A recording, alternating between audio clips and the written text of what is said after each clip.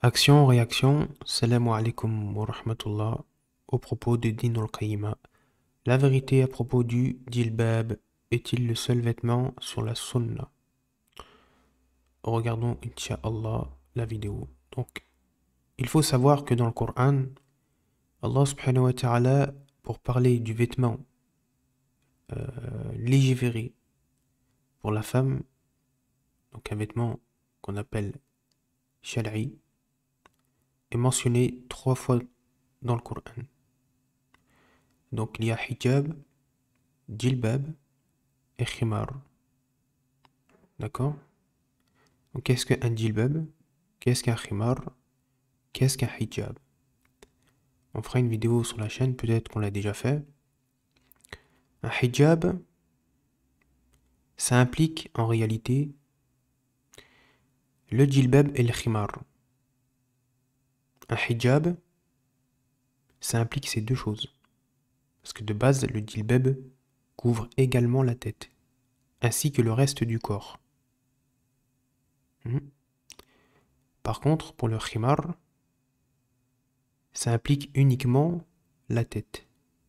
Parce qu'on sait que khamr, ce sont les boissons enivrantes qui couvrent la tête. Allah subhanahu wa ta'ala emploie le terme khumur, qui est le pluriel de khimar. Et khimar qui est le singulier. Donc khimar, c'est un vêtement qui couvre la tête. Et djilbab, c'est un vêtement qui va couvrir tout le corps avec la tête. Vous voyez? Khimar, ça spécifie uniquement donc la tête. Et hijab, ça implique et le khimar et le djilbab. D'accord? Donc Allah subhanahu wa ta'ala emploie dans le Coran hijab, khimar et djilbab. Les trois à la fois. D'accord? On écoute. Donc c'était là pour résumer un petit peu la chose. Donc le vêtement légiféré shal'i pour la femme est mentionné 3 fois. Avec 3 termes différents. Uniquement en gilbab, ou peut-on s'habiller normalement du moment où on couvre l'arbre? Le gilbab. Donc on va voir qu'il ment ici. Vous allez l'observer. Puis voilà. N'a rien de sunnah dans sa définition qu'on a en France aujourd'hui. Menteur. Le gilbab n'a rien de sunnah. Le gilbab, c'est un vêtement qui a été inventé. Bon, déjà, on va prouver que djilbab, c'est dans le Coran. Sourate 33, Sourate Al-Ahzab, verset 59. Alors, Allah subhanahu wa ta'ala emploie le terme, comme vous pouvez le voir ici, djilbab. Donc, ici, on lit la lettre Jim, ici, la lettre Lam, la lettre Ba, et encore Ba. Donc, on lit Jalabib. On lit Jalabib. Donc, Jalabib, c'est le pluriel de djilbab. Djilbab, c'est au singulier. Pourquoi Allah subhanahu wa ta'ala emploie le pluriel? Parce qu'il s'adresse aux femmes. Aux femmes et aux filles et aux épouses. Il s'adresse aux femmes, AUX. D'accord? Et Allah subhanahu wa ta'ala, il dit aux femmes de ramener sur elles leur grand djilbab. Avec un S à la fin. Parce qu'Allah subhanahu wa ta'ala, il s'adresse au pluriel. Donc, ici, on lit Jalabib, qui est donc le pluriel de djilbab. Donc ici, on lit djilbab, en réalité. Donc djilbab, c'est dans le Coran, monsieur. Monsieur. Donc il dit c'est pas sunna. Il dit c'est pas sunna. Mais c'est coranique. Le djilbab, c'est coranique, c'est écrit dans le Coran. Pourtant, t'as la langue arabe, c'est bizarre quand même. C'est très bizarre. Non. Donc, le djilbab, c'est dans le Coran. On peut même pas parler de sunna ou pas sunna, non. Le djilbab, c'est coranique. C'est coranique. Après, comment est-ce qu'il faut le porter, le djilbab? Bah, il faut porter un djilbab qui est shar'i, qui couvre toute la hawra de la femme. Tous. Et le prophète, sallallahu alayhi wa sallam, il a dit, toute la femme est une hawra. Et les savants de la sunna, ils se sont basés sur ce hadith, notamment Cheikh Fawzan, Cheikh Uthaymin et d'autres savants. On a l'imam Ibn Hajar Asqalani aussi, Ibn Taymiyyah, qui voit que le voilement du visage est obligatoire pour la femme. D'accord? Les grands savants de la sunna. Des grands savants. Anciens comme contemporains. D'accord? Et ils se sont basés sur ce hadith-là et d'autres textes où il est évoqué par le prophète sallallahu alayhi wa sallam que toute la femme est une hawra. Donc si on dit que toute la femme est une hawra, forcément ça implique également son visage. Naam. Donc, un djilbab, c'est coranique. C'est également dans la sunna. Oui, c'est dans la sunna. Mais c'est pas une sunna. Non, c'est coranique. C'est coranique. Le djilbab, c'est coranique d'abord. Et c'est également dans la sunna. Donc ce qui est sunna, effectivement, certains savants ils vont dire, par exemple, le fait de couvrir son visage, comme certains savants, le niqab par exemple, mais certains savants voient que c'est obligatoire. Mais le djilbab, qui a pour fonction de couvrir tout le corps, selon les divergences sauf le visage, ça c'est une obligation et c'est dans le Coran. C'est pas sunna, pas sunna, non. C'est coranique. C'est coranique. Ce qui est sunna pour certains savants, c'est le niqab. Le fait de couvrir son visage, le sitar. Et pour certains savants, c'est une obligation. C'est une obligation, comme on l'a évoqué. Comme le grand savant de l'islam, Ahmad ibn Hanbal, et Cheikh Islam ibn Taymiyyah. Eh oui. Donc dans l'école de l'imam Ahmad ibn Hanbal, le djilbab, ça implique tout le corps, également le visage. Et le djilbab, c'est dans le Coran. C'est pas... dire c'est pas sunna. C'est coranique. Donc on copie. Donc on prend le terme. Ici, djilbab. Copier. Rechercher sur Google. Donc je remets devant vous. Ici. Parce que c'est là que c'est écrit. Copier. Rechercher. Djilbab. D'accord? Et là, c'est écrit au singulier. Singulier. Voilà. Donc, le djilbab, c'est coranique. Monsieur. Dinul Qayyim. On poursuit la vidéo. Si, c'est la sunna. Déjà, c'est dans le Coran. Et la sunna explique que le djilbab, c'est un vêtement qui couvre tout le corps. Qui est ample, qui couvre tout le corps. Et qui est censé, de base, également couvrir le visage, vu qu'elle ne laissait paraître que leurs yeux suite à la révélation de ce verset. Rapporté par Ibn Abbas. Donc quand tu dis le djilbab, c'est pas sunna, ici là tu es en train de mentir ici. Tu es en train de mentir. Des commerçants musulmans, jazahumullah khayran, il n'y a pas de mal, c'est un vêtement qui couvre la awra, il n'y a aucun problème. Mais ce n'est pas égal à la sunna. D'ailleurs, en dehors de la France, c'est écrit dans le Coran. C'est quasi introuvable dans le monde. En Arabie Saoudite même, ce n'est pas le djilbab que vous avez en France, Bassira, je sais pas quoi, pour pas citer de marque. En France, en Arabie, pardon, quand on va à Médine et à la Mecque, les Françaises, on les reconnaît avec le djilbab de France. C'est un hijab shar'i. C'est la même chose. C'est quoi un hijab shar'i? C'est quoi un hijab qui est shar'i? Parce qu'il y a des conditions. Il y a les conditions du hijab. Il y a les conditions du hijab. Tu piges pas ou quoi? France. On appelle ça le djilbab de France. Le djilbab, c'est écrit dans le Coran, dans tous les cas. Donc, djilbab, c'est écrit dans le Coran. Hijab, c'est écrit dans le Coran.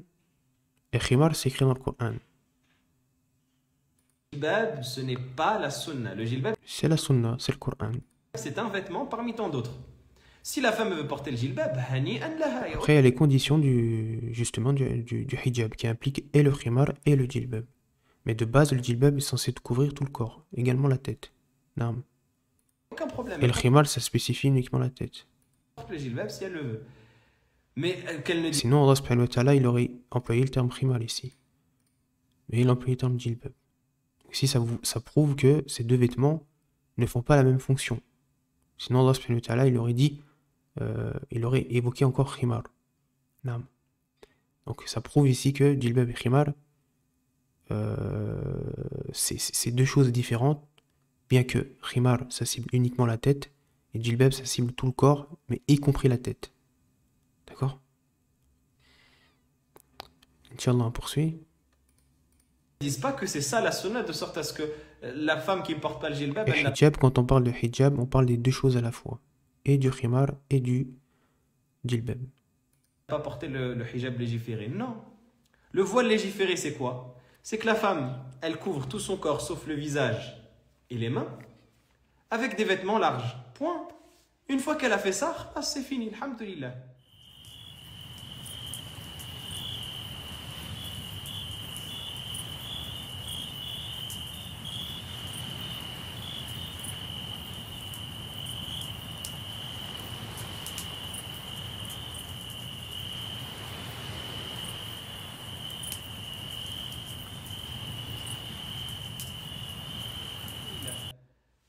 Après, on peut rajouter que ça ne soit pas attirant, le regard, etc., etc. Ça, en fonction de... Mais tu te contredis, tu dis n'importe quoi.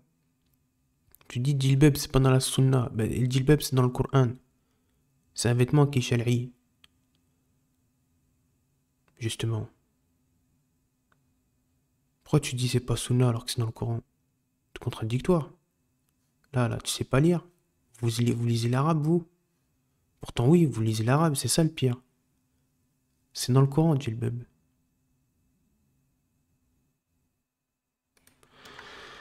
Des règles. Et encore, c'est pas toutes les conditions que vous avez d'habitude qui sont... Ils sont culottés quand même. Ils ont la langue arabe et ici, je sais pas pourquoi, comme ça, ils manquent comme ça. Comme quoi, ça veut. Allah musta'an, qu'Allah nous En aide. tout cas, une fois que la femme, elle a porté des vêtements qui sont larges, qui ne décrivent pas les formes, et qui couvrent tout le corps, sauf le visage et les mains, alhamdoulilah, c'est un vêtement qui est légiféré, qui est recommandé, qui est tout ce que vous voulez. Alhamdoulilah. D1 sur internet, les 8 conditions du hijab. D'accord, comme on a évoqué ici. D'accord. Et notez bien qu'il ne doit pas ressembler aussi aux vêtements des hommes.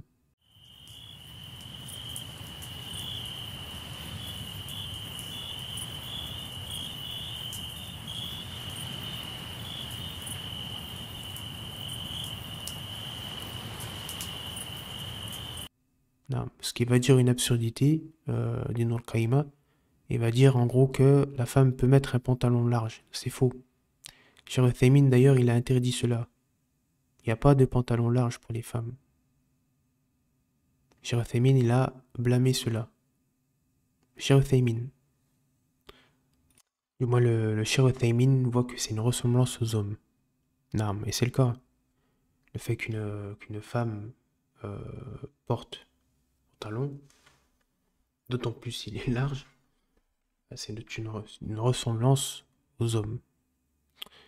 Et on sait que le prophète sallallahu alayhi wa sallam a évoqué que Allah subhanahu wa ta'ala maudit les femmes qui ressemblent aux hommes et les hommes qui ressemblent aux femmes. D'accord? Donc le Cheikh Uthaymin a blâmé cela. Donc il n'y a pas de pantalon large ou je ne sais quoi, non. Tu portes le hijab shari'i, tel que les savants de la sunna l'ont mentionné, avec ses règles et ses conditions. Elle a le droit de mettre les couleurs ou pas, elle a le droit de mettre des couleurs. Il est rapporté d'Aïcha radiyallahu ta'ala anha qu'elle mettait des voiles de couleurs. Il n'y a pas de mal à ce qu'elle mette des Non, mais couleurs. c'est mieux noir. C'est mieux noir. D'accord? Enfin, un peu plus sombre. Couleur un peu plus sombre. Prendre, par exemple, c'est quoi la couleur déjà? Bordeaux. Bordeaux, c'est-à-dire rouge Bordeaux, rouge foncé. Ou encore vert foncé. Hein. Mais le top, le must-have pour une femme, c'est le noir. C'est le meilleur. Parce que le but, c'est pas d'attirer le regard non plus. Hein, c'est le fait de vivre tranquillement sans attirer l'attention des gens, quoi. Là. Il y a des femmes parmi les femmes des Sahaba qui mettaient Comme en Arabie Saoudite, par exemple. La plupart des femmes ont un hijab noir, du noir, qui portaient du noir. le niqab. D'ailleurs, le niqab est dans la sunna. Quand c'est rapporté par le prophète sallallahu alayhi wa sallam, le niqab.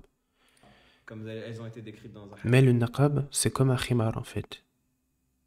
Le niqab, c'est un vêtement qui va couvrir en fait ta tête et éventuellement ton visage, le niqab. Donc c'est un vêtement qui est spécifique à toute ta tête, le niqab. Comme des corbeaux, pas dans le sens péjoratif, nous en français c'est péjoratif, mais c'est pas péjoratif dans le hadith. Et c'est dans la sunna également le niqab, rapporté par le prophète sallallahu alayhi wa sallam. Également, il y a des femmes qui mettaient des vêtements colorés, il n'y a pas de mal. Et d'ailleurs, le paradoxe c'est quoi? C'est que parfois le jilbab, il est tellement coloré qu'il va plus attirer le regard qu'un vêtement, un pull, pantalon large, pull qui descend jusqu'en bas des hanches. Pantalon.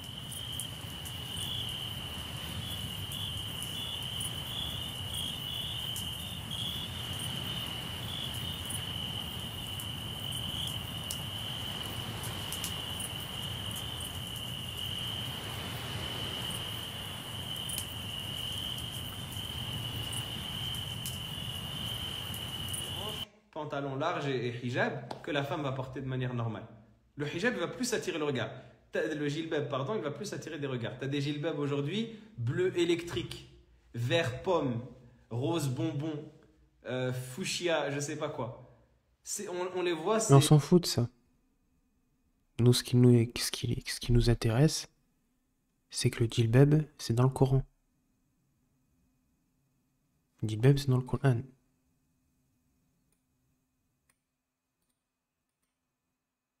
Le jilbab, c'est dans le Coran. Donc, voilà. Ça sert à rien de dire ça pour discréditer, dire oui, c'est pas la sunna, etc. Parce qu'il y a des couleurs, il y en a qui portent avec des couleurs rose bonbon. Non.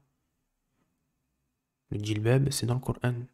C'est pas la sunna, c'est coranique. Le jilbab, c'est coranique.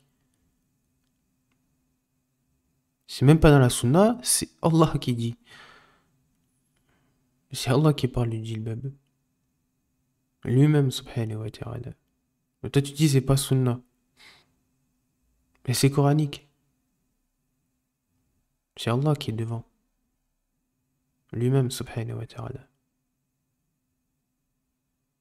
C'est lui qui en parle. Le jilbab, c'est coranique. Toi, tu dis c'est pas sunna. Bah, c'est pas coranique aussi, non? Apparemment. C'est coranique et sunna à la fois.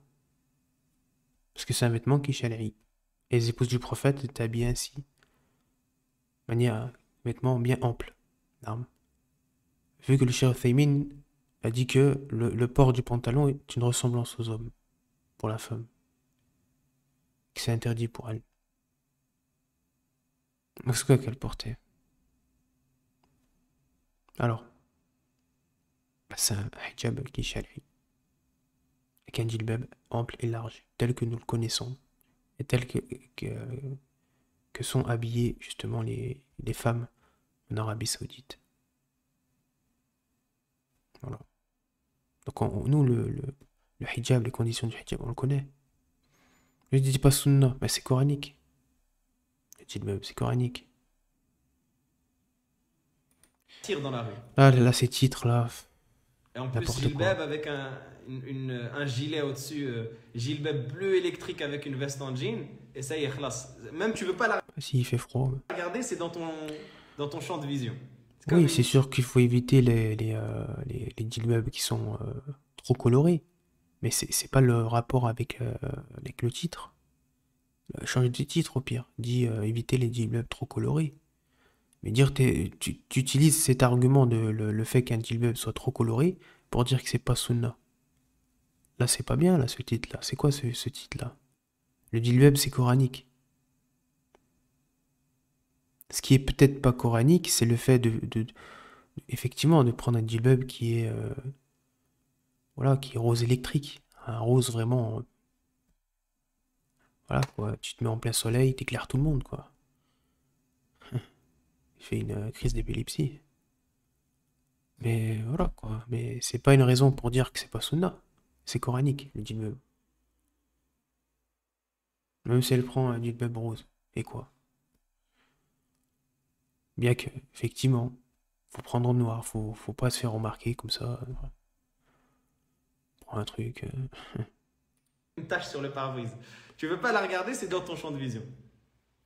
Laisse-moi tranquille, je ne veux même pas porter le regard. Après, à la maison, tu vois, la maison au pire, tu vois. Ou si elle est dans un cadre, dans un pays musulman, par exemple, sur toi, ah, que ça je le diffère. vais te forcer à regarder Ou dans un cadre familial, le djellab rose électrique tu que peux j'ai. être bien habillé. C'est-à-dire bien habillé, avoir un djellab différent, un peu plus, voilà, c'est-à-dire un peu plus selon tes goûts. Après, c'est sûr que si tu utilises un djellab fluorescent pour aller faire tes courses ou pour aller faire tes papiers, plus en France, Parce que c'est une mauvaise compréhension. ok pour Et rien. elle pense que, par Mais ignorance, attention, hein, je suis pas en accord avec lui, hein, attention. Djellab, c'est dans le Coran. hein, c'est pas Là, on pour parle des couleurs, là, faut changer de titre. Là, tu parles des couleurs, en réalité. descendance, encore une fois, Donc qu'elle a oui, c'est pas sunna, par exemple, de prendre un djellab rose fluorescent. Et puis t'éclaires tous les piétons. Oui. Mais le djellab en lui-même, ça reste sunna. C'est coranique. Non. Donc après, c'est question de couleur, bah ça reste, c'est les couleurs. Bah change de titre alors. Revois le titre. Et tes propos aussi également. Parce qu'au début, tu dis c'est pas sunna. Si, c'est sunna. C'est coranique et sunna, le djellab. Ce qui n'est pas sunna, peut-être éventuellement, c'est les femmes qui portent des djellabs rose bonbon, effectivement. a un voile qui est plus légiféré que la femme Donc qui là, c'est grave ce qu'il va dire après, regardez. portait des vêtements neutres, des vêtements, je sais pas, bleu ciel, marron, peu importe. Mais des vêtements banals. Et elle va la regarder, elle va dire qu'Allah la guide, cette sœur. Elle porte même pas le voile légiféré, qu'Allah la guide. Mais elle est plus légiférée que toi, elle est plus légiférée selon la loi C'est-à-dire, d'Allah elle et est la plus sunna de son légiférée. prophète, alayhi salam. Donc, petite parenthèse, parce que ce qu'il a dit, c'est grave, on l'a entendu à l'écran. Il dit que, en gros, une femme qui porte un pantalon large, elle est plus légiférée qu'une sœur qui porte un djellab. C'est-à-dire un djellab rose. Un rose bonbon, vert électrique, etc., etc. Selon lui, une femme qui porte un pantalon large, et la savants de la sunna, ils ont interdit ça aux femmes, c'est-à-dire de sortir avec un pantalon dehors, parce que c'est une ressemblance aux hommes. Et même si tu portes un pantalon large, dans tous les cas, on voit tes formes. Hein. On les voit, tes formes. Là, je vous ai mis une photo devant vous. Je vous ai mis une photo devant vous. Ici, vous avez la preuve que même en portant un pantalon large, c'est ridicule. Pourquoi les savants de la sunna, ils nous ont expliqué comment est-ce qu'il faut porter le djellab. Et le djellab, c'est quoi chez les Arabes? C'est pas ça un djellab. Un djellab, c'est un grand tissu, c'est une grande robe chez les Arabes qui couvre tout le corps, qui est ample. Désolé, j'étais obligé de vous montrer ça parce qu'il nous prend pour des imbéciles. Il nous prend pour des imbéciles. Donc chez les Arabes, les arabophones, les premiers Arabes, un djellab c'est quoi? On a répondu tout à l'heure. On a répondu tout à l'heure. C'est un grand tissu, c'est une grande robe que tu mets par-dessus la tête. Normalement, de base. C'est une grande robe. Et Allah subhanahu wa ta'ala, après qu'il ait révélé le djellab dans la sourate Al-Ahzab, il a demandé aux femmes, dans la sourate An-Nur, de rabattre davantage leur khimar, leur voile, qu'elles avaient déjà sur la tête, sur la poitrine. car des femmes couvraient mal leur poitrine. On va le voir la prochaine fois, Inch'Allah. Allah subhanahu wa ta'ala, à 2 reprises, il demande aux femmes d'avoir un vêtement encore plus ample qu'il ne l'était lorsqu'il a révélé justement le djilbab dans la sourate Al-Ahzab. De rabattre davantage du haut vers le bas, parce qu'on va l'évoquer la prochaine fois, ce que c'est un khimar. De le tirer du haut vers le bas, jusqu'au niveau du... Allah subhanahu wa ta'ala, il emploie le terme djuyub, donc ça implique le cou et la poitrine. Pourtant, elles étaient déjà couvertes, mais il y avait des femmes qui balançaient leur khimar derrière leur dos, et non devant. Et du coup, on voyait les formes. Est-ce que vous entendez? On voyait les formes de l'encoulure. Pas la chair, pas la peau. Non, non, non, non. Ce qu'il est évoqué à l'époque du prophète sallallahu alayhi wa sallam, qu'il a rapporté dans un hadith, il y a 2 choses auxquelles je n'ai pas vu en enfer pour l'instant, et qui va venir après. Ça, c'est l'un des miracles justement du prophète sallallahu alayhi wa sallam, comme l'a rapporté l'imam al-Nawawi.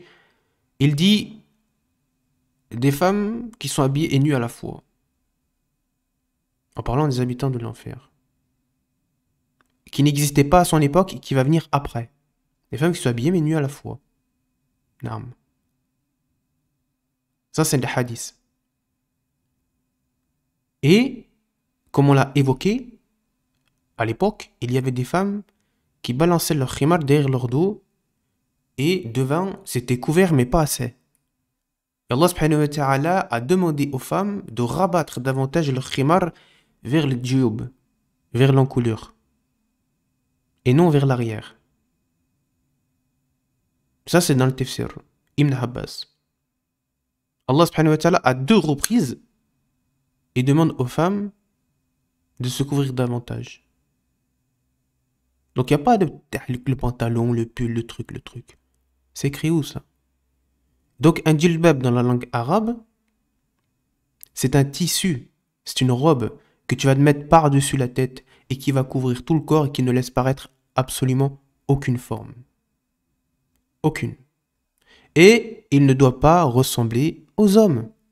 Ce vêtement, le djilbab, ne ressemble pas à celui des hommes. Un pantalon, c'est une ressemblance aux hommes. Et c'est pas moi qui le dis, c'est le Cheikh Fawzan, c'est le Cheikh Uthaymin, c'est les grands savants de la sunna, anciens comme contemporains. Et il ne doit pas ressembler aux vêtements des mécréants également. Donc là, regardez, vous avez devant vos yeux un pantalon large. Selon Dinul Qayyima, donc une sœur qui habille comme ça, hein, voilà, une sœur comme ça, eh ben, elle serait plus shal'i qu'une sœur qui porte un djilbab rose. C'est ce qu'il dit. C'est ce qu'il dit. C'est ce qu'il dit. Donc, une sœur qui est comme ça, eh ben, elle, pour Dinul Qayyima, eh ben, elle serait plus shal'i qu'une sœur qui habille comme ça.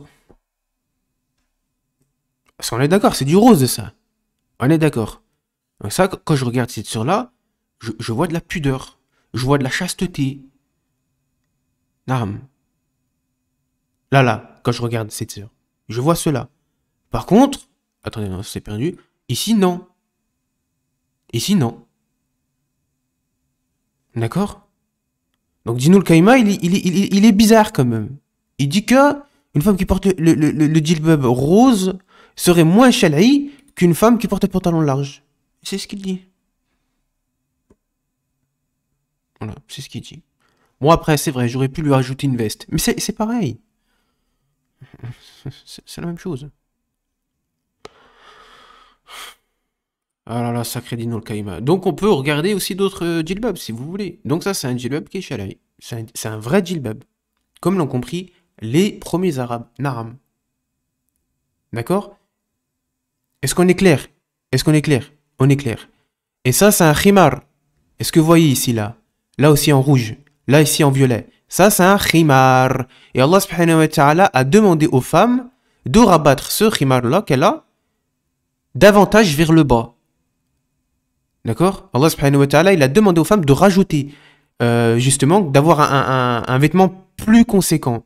Bien qu'elles avaient déjà un khimar, certaines femmes, mais elles le balançaient derrière leur dos et non vers l'avant. D'accord? Donc un khimar, c'est c'est ce qui spécifie la tête. D'accord? C'est ce qui spécifie uniquement la tête. Donc ça, c'est un khimar, ça. Ce qui est ici en violet, en rose, selon ce que vous voyez. Pour moi, c'est du rose, rose foncé. Ça, c'est un khimar, ça.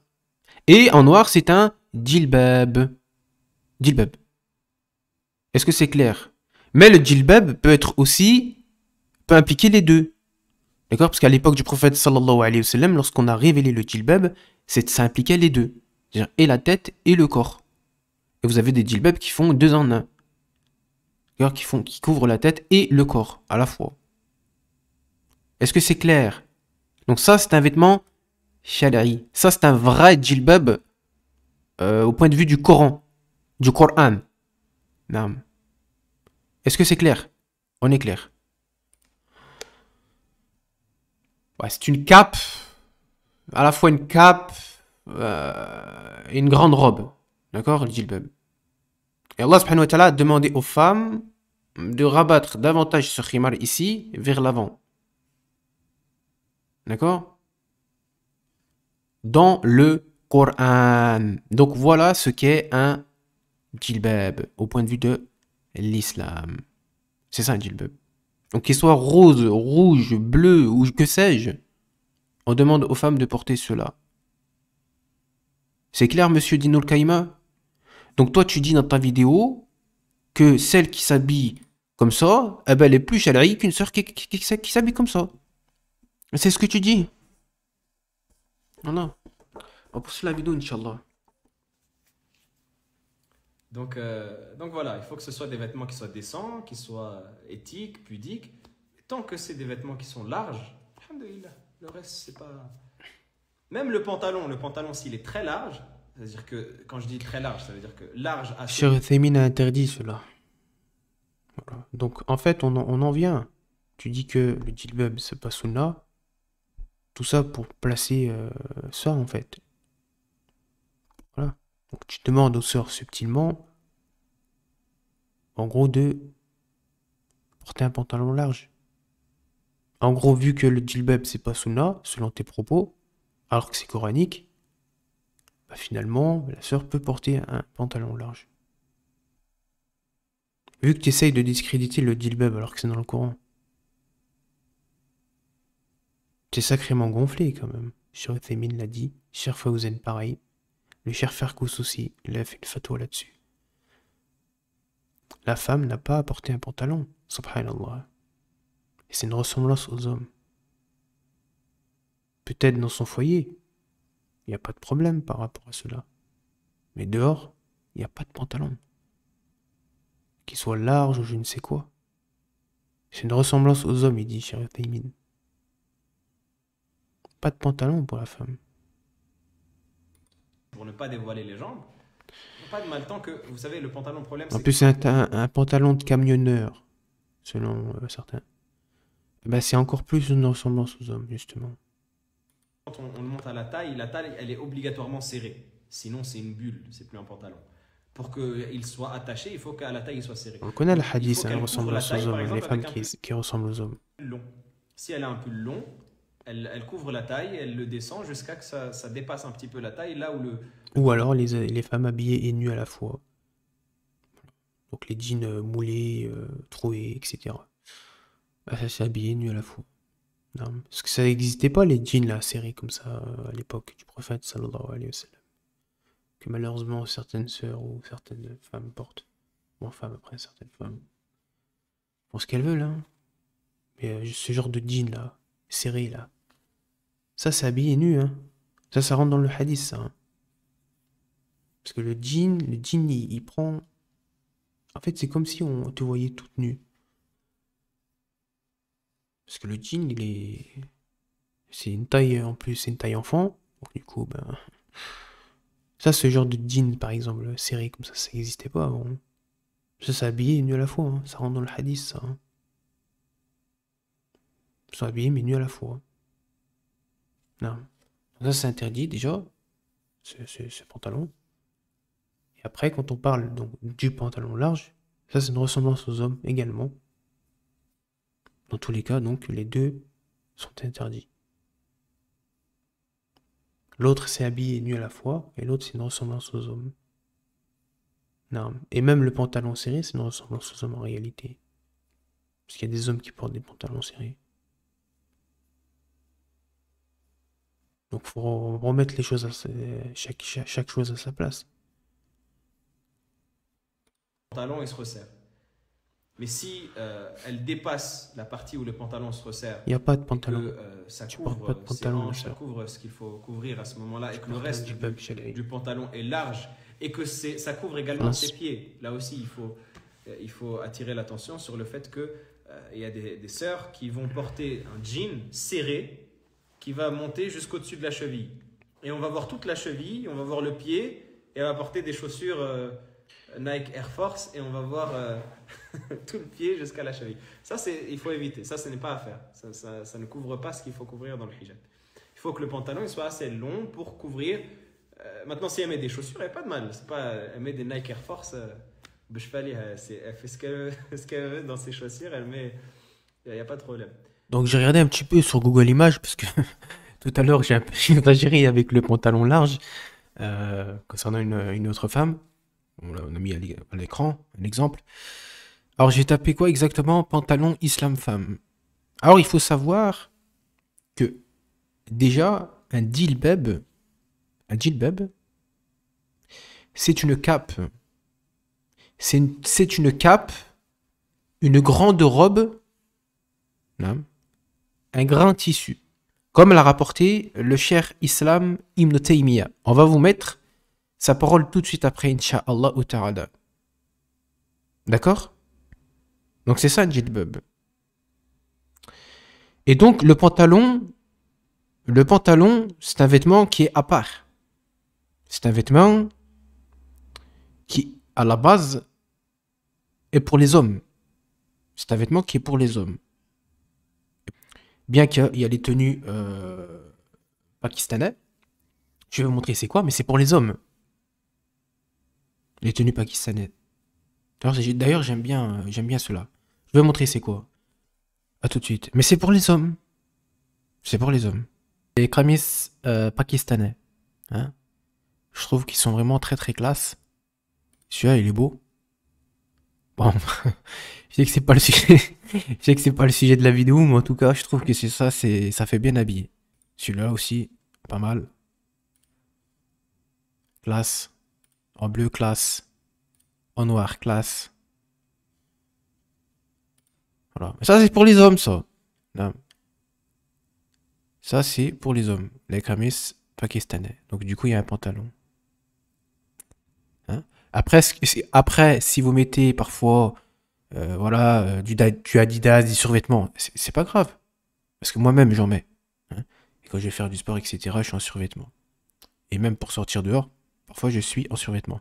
Après, si vous êtes dans un pays musulman, ben, vous prenez deux, trois tenues avec 3 couleurs différentes. Et puis, oui, ça, c'est classe. Mais ça, c'est pour les hommes. D'accord? Ça, c'est pour les hommes. Il est joli, celui-là. Bon, bref, on continue la vidéo. Les kramis pakistanais, c'est bien aussi dans les pays musulmans si tu travailles, par exemple, si tu bosses. Si tu dois marcher longuement, etc. C'est toujours un peu plus pratique. Hein, si tu fais je sais pas moi, tu travailles ou tu vas faire du sport ou que sais-je, un courir, enfin, faire un footing ou quoi. C'est toujours plus pratique les kamis pakistanais. Après, dans les adorations, etc. Bon, kamis simple. Mais voilà, nous on essaye de varier nos tenues. Hein, et puis pour les hommes, voilà, c'est différent. Hein, c'est différent. Mais c'est pas le sujet de la vidéo. Là, vraiment, le sujet, c'est les femmes. Les femmes ne doivent pas ressembler aux hommes. Hein? Donc, il n'y a pas de pantalon pour les femmes en dehors de son foyer. Il n'y a pas de pantalon. Moi, je suis désolé. Moi, quand Dino Kaimé dit que une femme peut porter un pantalon large, non. Vous voyez dans les images que ça va pas. Pantalon large, ça va pas. D'accord? J'ai tapé pantalon islam femme. Non, ça va pas. C'est pas ça qu'il faut mettre. Hein, tu mets un djilbab. On va voir la parole d'Ibn Taymiyyah, c'est quoi un djilbab? Parce que lui, il le dit. Non. Parce que regarde, tu incites les sœurs à s'habiller comme ça, finalement. Et ça, c'est de la mode, ça. Ça, c'est les trucs de la mode. Non. Là aussi, non, ça va pas, ça. Ça va pas. Ça va pas du tout, ça. D'accord? Ça va pas. Interdit, ça. Il faut pas s'habiller comme ça, mes sœurs. Non, vous mettez un djilbab. Bon, désolé, hein. Et là, par exemple, vous voyez à droite, là? Là, vous avez l'impression de voir un homme. Ça, c'est ressemble aux hommes, là, ça, quand même. À droite. Là, si on la voit de dos, on croirait que c'est un homme. Et puis, on peut voir, quand même, les formes. Donc, Dino Kaimé, il dit quoi? Il dit, finalement, ça, ce serait Shalai, selon lui. Donc, pantalon large avec un gros pull. Non, ça va pas, ça. On demande à la sœur de porter un djilbab. Pas de mettre un pantalon et un pull. C'est écrit où, ça? Donc, la sœur doit pas s'habiller comme ça. En plus de dos, on peut voir un petit peu quand même ses formes, non? Et on peut croire que c'est un homme. D'accord? Et le sport, c'est à la maison. Ou alors, si elle veut en faire dehors, c'est avec son djilbab. Bon, certes, il fait chaud, elle perdra plus de poids.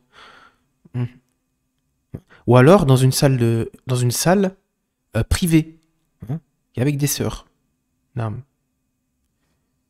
Et dans les pays musulmans, voilà, c'est plus simple.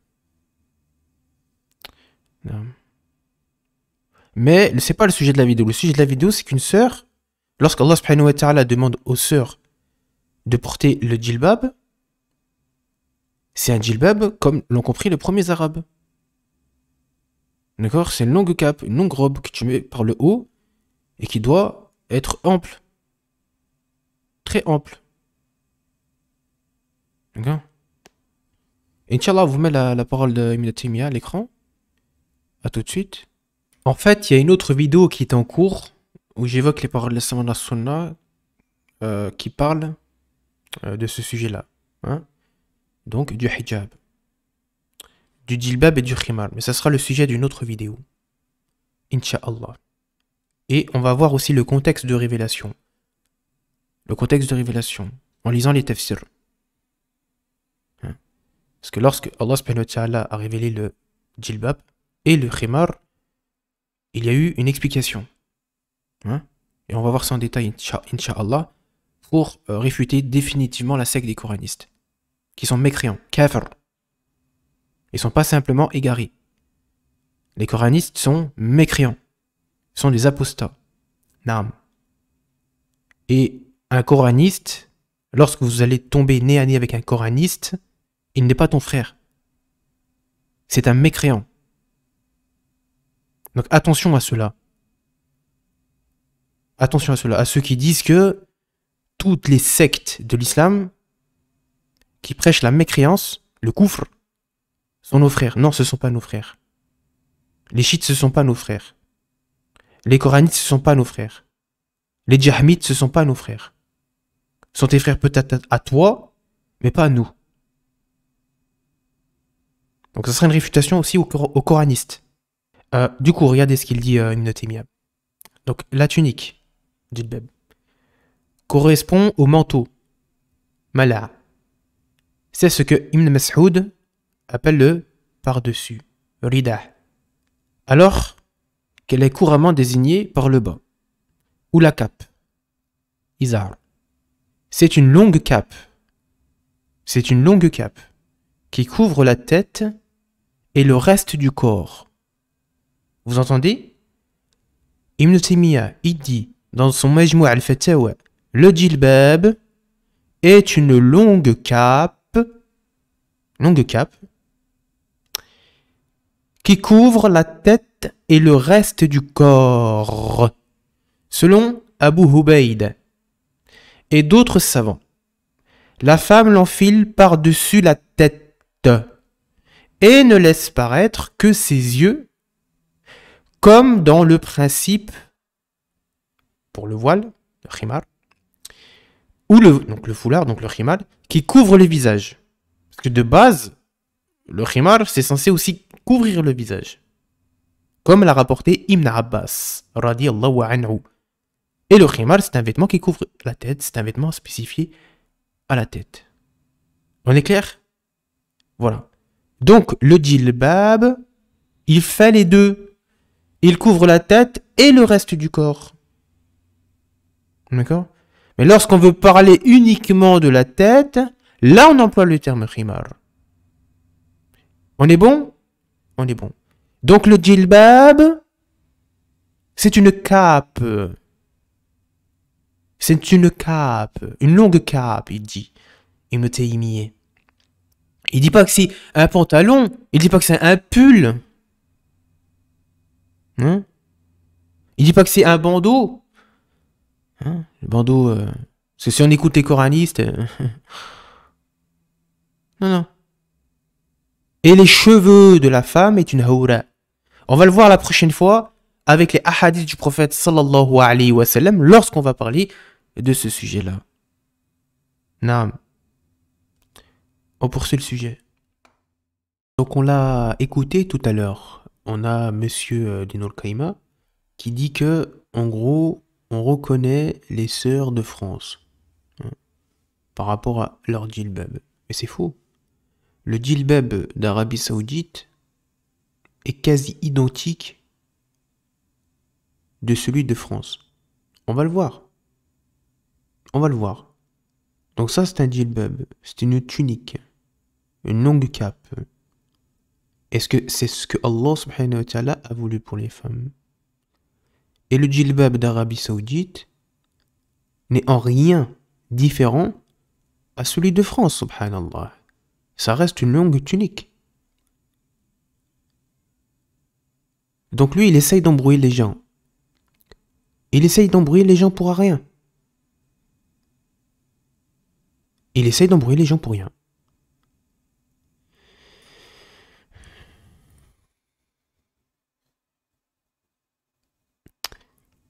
Donc, ce djilbab que vous voyez devant vos yeux, c'est le djilbab que portent nos sœurs en Arabie Saoudite.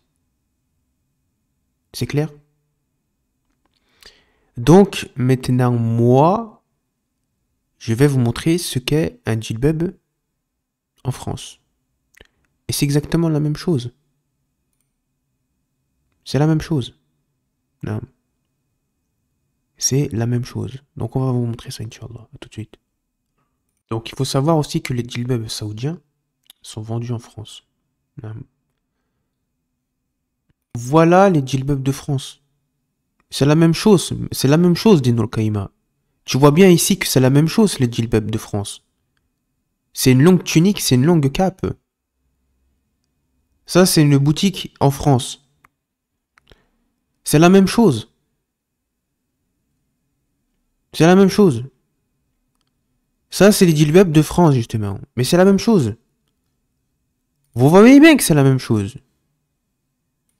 Vous le voyez bien. Naam. Voilà.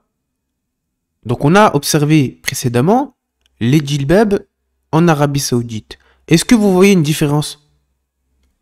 Alors, est-ce que vous voyez une différence? Il n'y a pas de différence. Il n'y en a pas. Ça, c'est un vrai djilbab. Naam.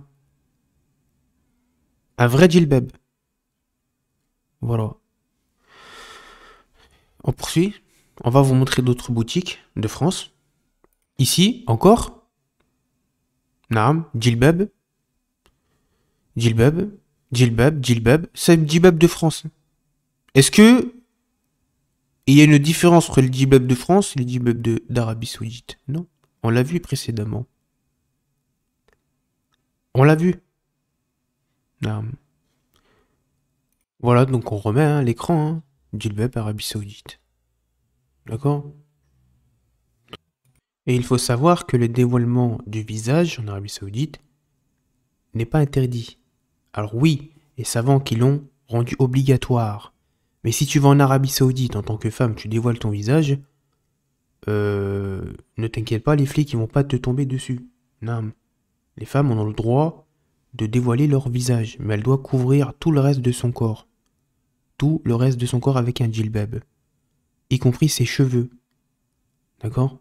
Donc si elle dévoile son visage, elle peut le dévoiler parce qu'il y a des fatwas qui existent de savants de la sunna, justement, où les femmes ont le droit de dévoiler leur visage. Bien que beaucoup de femmes voilent leur visage parce que leur mari leur demande, et c'est ce que le Cheikh Al-Albani a dit, si l'homme demande à sa femme, bien évidemment avec douceur, avec bienveillance, avec rahma, de se voiler le visage, elle doit voiler son visage. D'accord? Donc, le voilement du visage a été rendu obligatoire pour certains savants, et d'autres savants sont sous condition si le mari demande à sa femme de justement de voiler son visage. Hein? Donc il y a des djilbab et des khimar qui vont couvrir le visage, mais pas tous.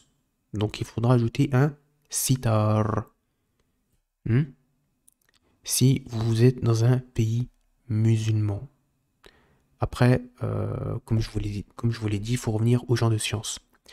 Alors ici, vous êtes sur un autre site en France, Naam, Monsieur Dino Kaïma, où on vend des djilbab venant de France. Et vous avez la preuve que c'est exactement ce que portent nos sœurs en Arabie Saoudite. C'est la même chose.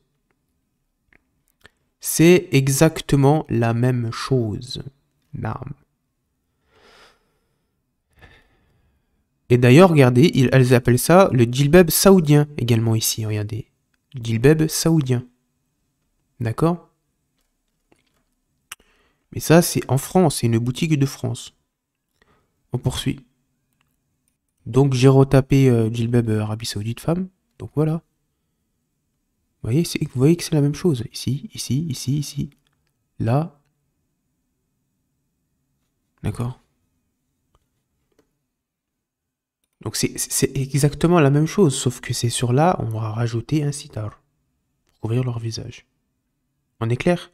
Donc maintenant, je vais vous montrer encore une autre boutique en France qui vend des djilbab. Ici, là, tous nos djilbab. Donc déjà, on va vous montrer un djilbab de France. Comme quoi, c'est exactement la même chose qu'en Arabie Saoudite. Donc tous nos djilbab. Donc voilà un djilbab, justement,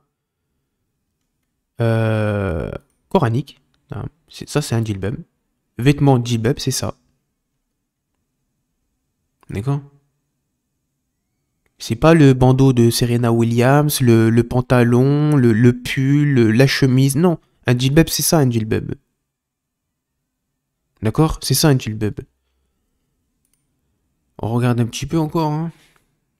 Voilà, ça c'est un djilbab. On regarde un petit peu encore. Voilà. Vous voyez qu'à la base, normalement, on n'a pas besoin de mentionner le khimar. Parce que le djilbab, en fait, c'est un vêtement qui va couvrir tout ton corps. Y compris donc, tes cheveux et le reste du corps. Donc il n'y a pas besoin de mentionner. Parce qu'en réalité, ça, c'est pas un khimar, ça. Ça fait partie du djilbab. Vous voyez? Un khimar, c'est plus court. C'est pas aussi large que ça. Donc ça, c'est un djilbab aussi. D'accord? Donc ça, c'est un djilbab. Et ça, c'est un djilbab. Les deux font partie du djilbab. D'accord? Parce qu'à la base, quand Allah Ta'ala a révélé le djilbab dans le Coran, ça impliquait tout le corps. Et également la tête. D'accord? Et c'est pour ça qu'Ibn Abbas, il a dit, elles ne laissaient paraître que leurs yeux, les femmes.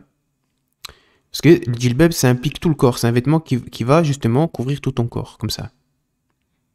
Et quand on parle du khimar, on va parler justement seulement du haut du corps. D'accord?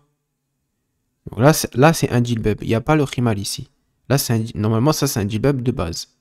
Certaines femmes, elles vont éventuellement quitter ce qu'il y a ici et à la place mettre un khimar pour avoir une couleur différente, etc. Mais de base, un djilbab, ça fait tout en un. Ça doit couvrir tout le corps. D'accord? Donc ça, c'est pas un khimar, ça. Ça, c'est un djilbab. D'accord? Ici, là. Vous voyez comment c'est grand? Ça, c'est un djilbab. C'est une longue cape.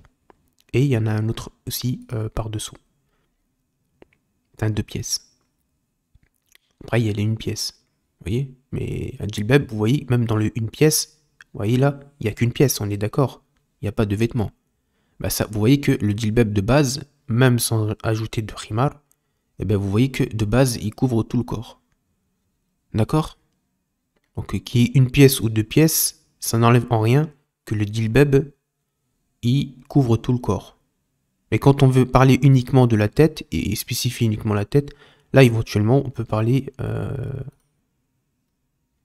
de khimar. On va vous montrer c'est quoi un khimar rapidement, Inch'Allah.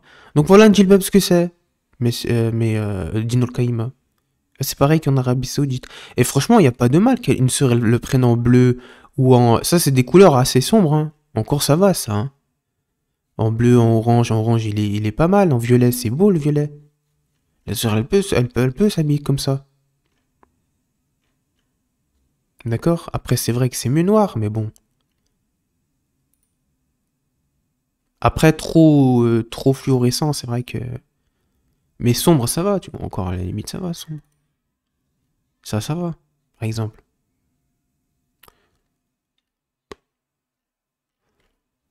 Bon, Inch'Allah, on va vous montrer rapidement c'est quoi un khimar. Parce qu'on est obligé de tout refaire avec eux, là. Attendez. Donc, on va vous montrer c'est quoi déjà une habaya. Une habay. C'est ça. Donc ça, justement, c'est pas ce qu'Allah subhanahu wa ta'ala demande aux femmes de mettre dans le Coran. Allah subhanahu wa ta'ala demande de mettre un djilbab, comme on l'a vu précédemment. Parce que c'est pas assez ample. Bien que ceux-là sont amples, il doit justement rabattre son khimar davantage vers l'avant. Hein, ici, là, vous voyez, c'est un peu trop découvert. D'accord? C'est pour ça qu'Allah subhanahu wa ta'ala demande dans le Coran de rabattre, il demande aux femmes de rabattre leur khimar vers l'avant. D'accord? Au niveau de leur djoub. Donc ça doit être vers l'avant normalement. D'accord? Donc Allah subhanahu wa ta'ala ne demande pas aux femmes de. Après, si t'es à la maison, bah, à la maison tu peux porter ça. Mais dehors, tu portes un djilbab, ma soeur. Comme Allah il te le demande. Et c'est Allah qu'il faut écouter en réalité. Donc Allah il parle du djilbab, c'est un djilbab qu'il faut mettre. Il n'y a pas à réfléchir en fait. Soit on croit au Coran, soit on n'y croit pas. Donc quand Allah il parle du Coran, quand Allah il parle du djilbab, il faut revenir à ce qu'Allah parce que c'est Allah il nous parle.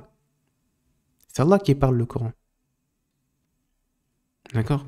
Donc si on veut se rapprocher d'Allah subhanahu wa ta'ala, c'est vers ça qu'il faut se diriger.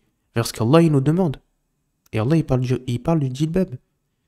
Et le djilbab de France et celui d'Arabie Saoudite, c'est la même chose. Sauf qu'en Arabie Saoudite, les sœurs mettent un sitar en plus. Et pas toutes les sœurs mettent un sitar. Oui, la majorité mettent un sitar, mais pas toutes. Il y a des sœurs que j'ai vues, elles ont fait le pèlerinage, elles avaient le visage dévoilé. Et les autorités saoudiennes ne leur ont rien dit. D'accord? Un khimar, donc on va regarder dans la truc khimar. Donc khimar, c'est ce qu'il y a en haut. Vous voyez? Vous voyez là, ici, la sœur? Voilà. Vous voyez, ici, là, le khimar, c'est ça. C'est ce qu'il y a en haut, le khimar. D'accord? Si vous voyez en haut. Ici, ici, en haut, ici, là, ici, ici. On va regarder encore un petit peu. Vous voyez ici, pourquoi les sœurs portent parfois le khimar? C'est pour varier les couleurs. Vous voyez ici, par exemple? On l'a vu tout à l'heure que normalement, un djilbab, ça fait tout. Ça doit couvrir tout. Donc c'est ça un khimar. Vous voyez en rose ici? Là en bleu? Ça, c'est un khimar.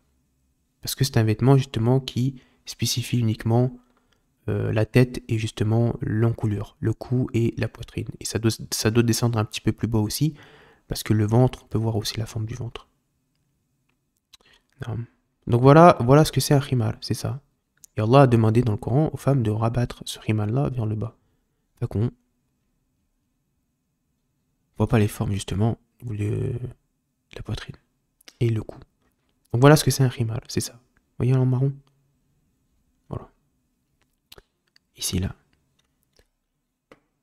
Et donc, Dinul Kaïma, quand on parle du djilbab de France ou d'Arabie Saoudite, c'est exactement la même chose. La seule différence qu'il y a en fait entre le djilbab de France et celui d'Arabie Saoudite, c'est qu'en réalité, il n'y a pas de différence. C'est simplement que les femmes en Arabie Saoudite rajoutent un sitar, c'est-à-dire un voilement du visage. Mais c'est exactement le même djilbab. Et là, je vous ai montré les djilbabs de France, les boutiques de France. Et vous avez vu, on a vu ensemble que c'est exactement la même chose. Donc voilà, Dino Kaima, tu es piégé ici.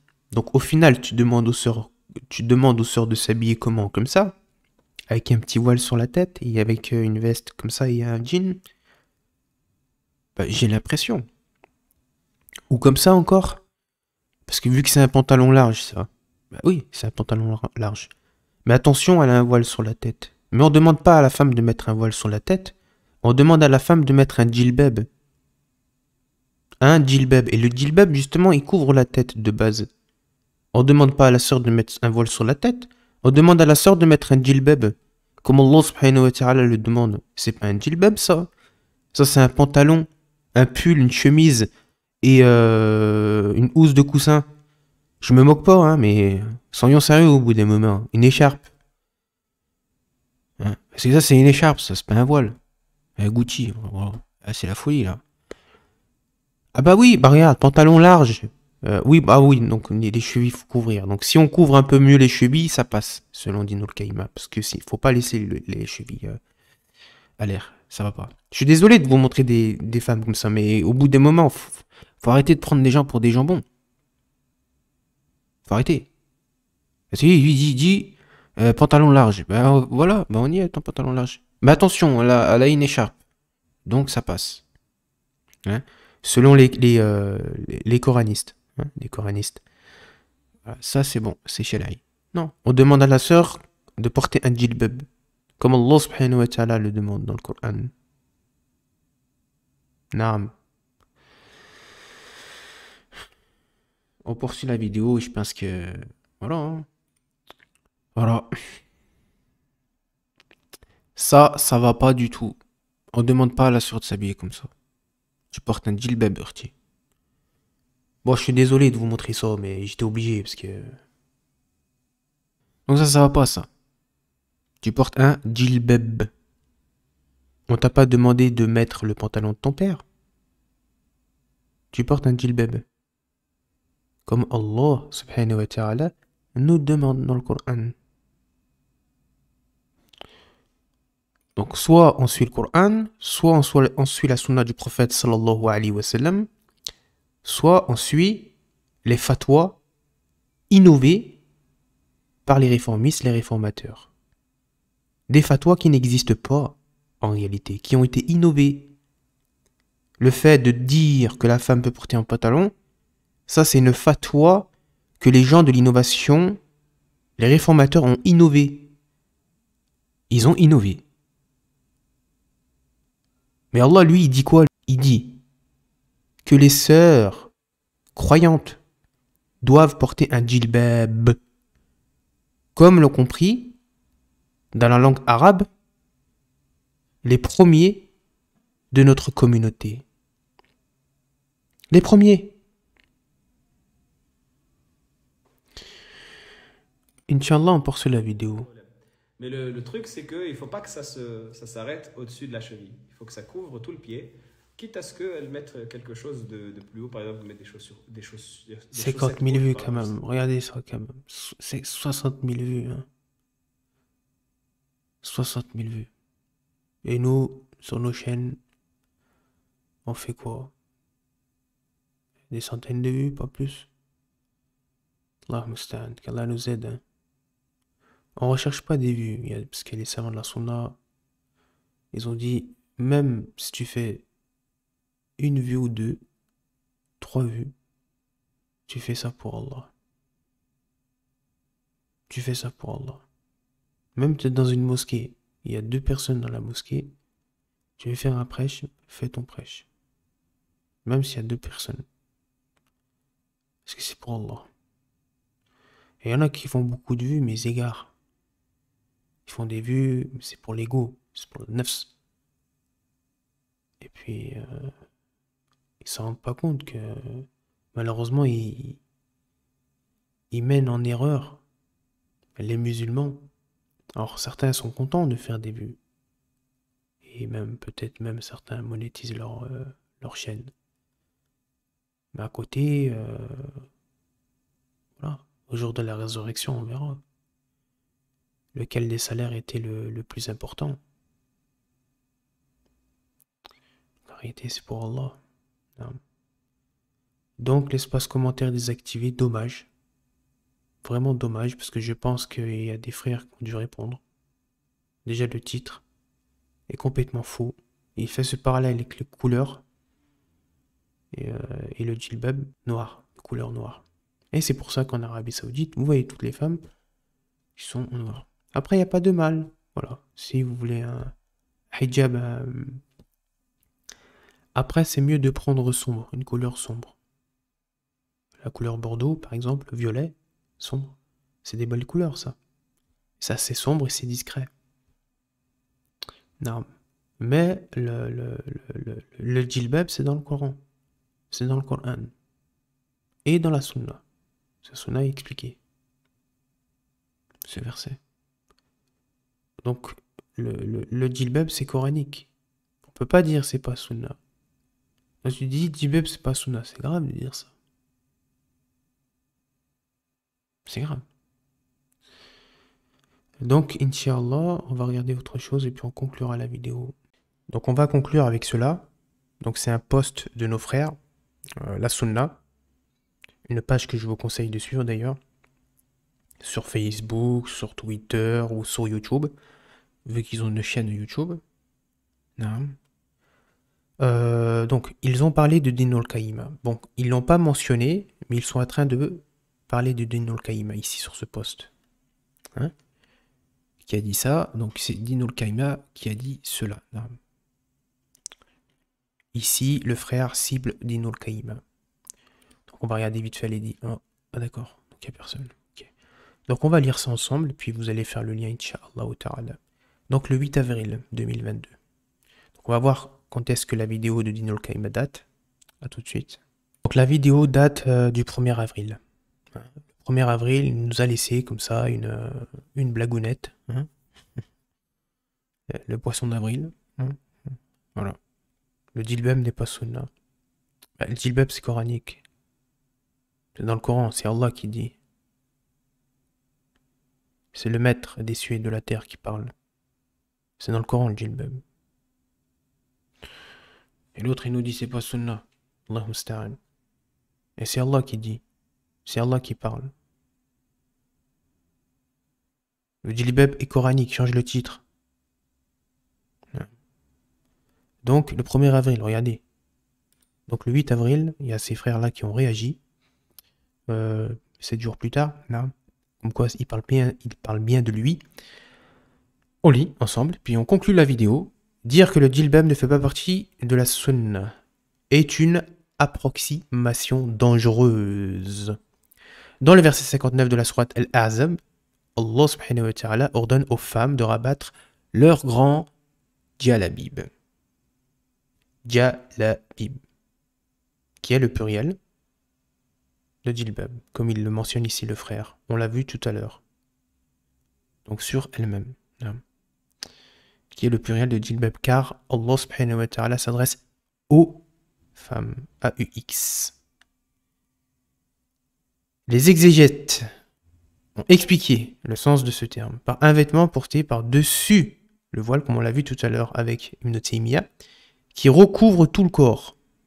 Et on verra la prochaine fois encore d'autres paroles des savants de la sunna, anciens comme contemporains, ainsi que les avis des écoles de fiqh. D'accord? Donc l'imam Saadi, il dit, c'est ce que l'on revêt au-dessus des vêtements et qui recouvre le corps. Elles couvrent par cela leur visage et leur poitrine. Elles couvrent leur corps, leur visage et leur poitrine. Comme il a rapporté de Ibn Abbas, radiallahu anhu, ne laissait paraître que leurs yeux lorsque le djilbab a été révélé. Hein? Ensuite, le frère dit, dire que le djilbab ne fait pas partie de la sunna. Le djilbab fait partie du Coran. C'est Allah qui dit. Donc c'est mentir sur Allah. Oui. Il ment sur Allah subhanahu wa ta'ala. Il dit le djilbab, c'est pas sunna. Bah, le djilbab, c'est pas dans l'islam alors? Ah, c'est dans le Coran. Donc là, tu es en train de mentir, en fait, dit Noul Kayma. Tu es en train de mentir. Bah oui, le djilbab, c'est dans le Coran. Le terme djilbab, c'est dans le Coran. Bah, tu rejettes, en fait, Mais rejeter un mot, un seul mot du Coran, c'est du kufr. Donc on fait comment, du coup? Mais bien évidemment que je ne le sors pas de l'islam. Mais vous m'avez compris. Le djilbab, c'est dans le Coran. L'autre, il nous dit c'est pas sunna. Mais c'est dans le Coran. Donc tu rejettes djilbab, finalement, alors, dans le Coran. Ah ben, celui qui rejette un mot du Coran, il sort de l'islam. Mais c'est pas moi qui le dis. Donc le djilbab, c'est dans le Coran. Il n'y a pas sunna ou pas sunna. Non, c'est dans le Coran. Khalas. C'est Allah qui dit. Donc s'il y a bien une chose qu'il faut fanatiser, et des choses qu'il ne faut jamais fanatiser, parce qu'on sait que le fanatisme, c'est interdit en islam. Mais pour le Coran, ça n'existe pas, ça. Quand c'est le Coran qui parle, c'est le Coran qui parle. Et c'est la parole d'Allah. Donc le djilbab, c'est dans le Coran. C'est coranique. Alors c'est une erreur, car le djilbab n'est pas un type de vêtement bien précis. C'est plutôt tout vêtement qui répond aux conditions exposées dans le Coran et la Sunna. Naam. Vu que la Sunna a expliqué comment est-ce que la femme doit s'habiller.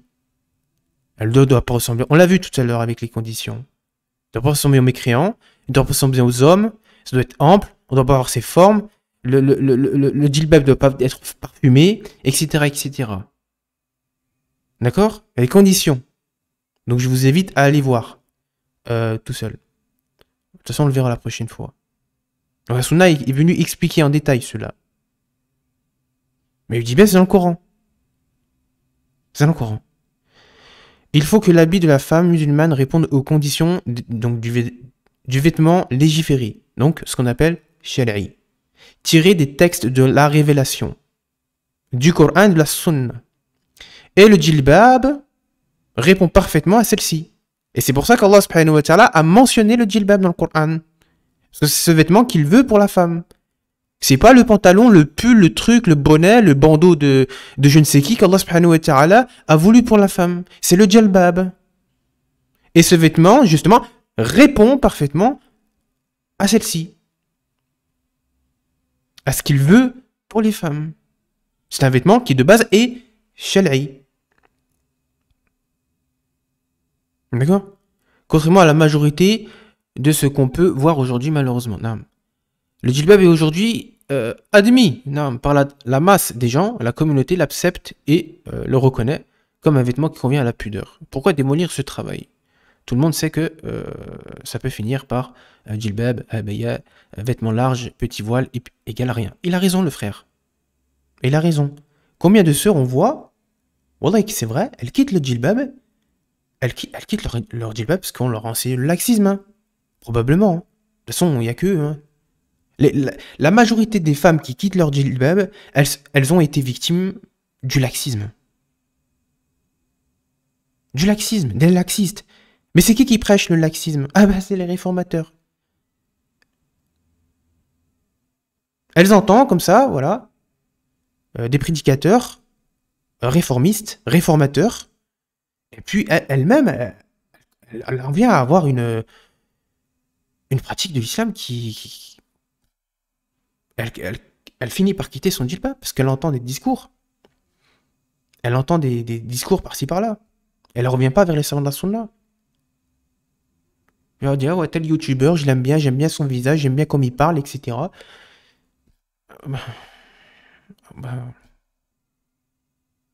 Donc, il a raison, le frère.